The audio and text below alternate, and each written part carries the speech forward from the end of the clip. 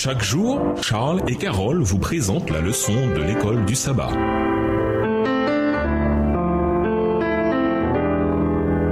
Bienvenue dans votre émission. Dieu nous parle. Nous voilà à la leçon de dimanche. Un sauveur au cœur brisé. Jésus était assis, le cœur brisé, sur le mont des Oliviers qui dominait la ville de Jérusalem. L'évangile de Jean nous dit: il est venu chez les siens et les siens ne l'ont point reçu. Jean 1, le verset 11. Jésus a fait tout ce qu'il pouvait pour les sauver de la destruction de leur ville bien-aimée. L'amour de Jésus pour son peuple découlait d'un cœur débordant d'un amour infini. Il n'eut de cesse de demander à tous de se repentir et d'accepter sa grâce, son invitation pleine de miséricorde. Lisons Luc 19, les versets 41 à 44, Matthieu 23, les versets 37 et 38 et Jean 5, le verset 40. Que nous indiquent ces versets sur l'attitude de Jésus envers son peuple et sur leur réaction à son invitation pleine d'amour et de miséricorde? Qu'est-ce que cela nous révèle sur le caractère de Dieu? Luc 19, versets 41 à 44. Comme il approchait de la ville, Jésus, en la voyant, pleura sur elle et dit: si toi aussi, au moins en ce jour, tu t'es donné, tu connaissais les choses qui appartiennent à ta paix, mais maintenant elles sont cachées à tes yeux. Il viendra sur toi des jours où tes ennemis t'environneront de tranchées, t'enfermeront et te serreront de toutes parts. Ils te détruiront, toi et tes enfants, au milieu de toi, et ils ne laisseront pas en toi pierre sur pierre, parce que tu n'as pas connu le temps où tu as été visité. Matthieu 23, les versets 37 et 38.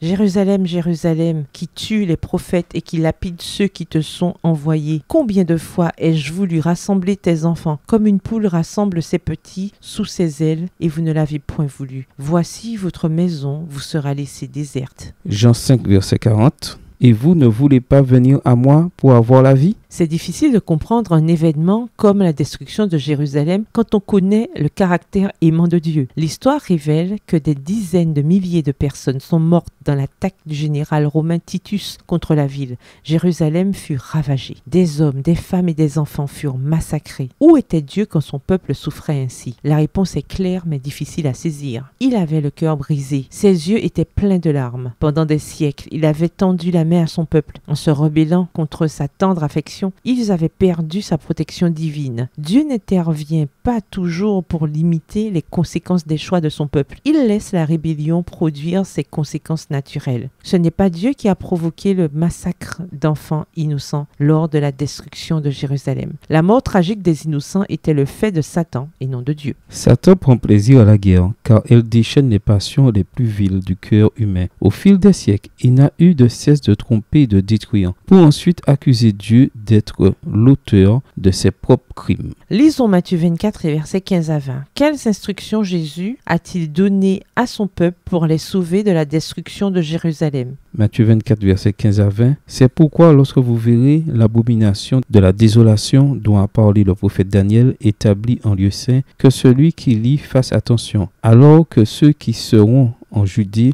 fuient dans les montagnes, que celui qui sera sur le toit ne descende pas pour prendre ce qui est dans sa maison, et que celui qui sera dans les champs ne retourne pas en arrière pour prendre son manteau. Malheur aux femmes qui seront enceintes et à celles qui allaiteront en ces jours-là. Priez pour que votre fuite n'arrive pas en hiver, ni un jour de sabbat. Il est bon de se souvenir que la grande majorité des chrétiens qui vivaient en l'an 70 de notre ère venaient de milieux juifs. Dieu, qui est amour, voulait préserver le plus de gens possible. C'est pourquoi il a laissé cette instruction. Quand les armées romaines approcheraient de la ville, ils devraient s'enfuir. Réfléchissez à cette affirmation. Ne jugeons pas le caractère de Dieu en fonction des événements qui se produisent autour de nous. Voyons plutôt tous ces événements du point de vue de son caractère d'amour, tel qu'il est révélé dans la Bible. En quoi s'agit-il là d'un très bon conseil? Au revoir. Et à demain si Dieu veut.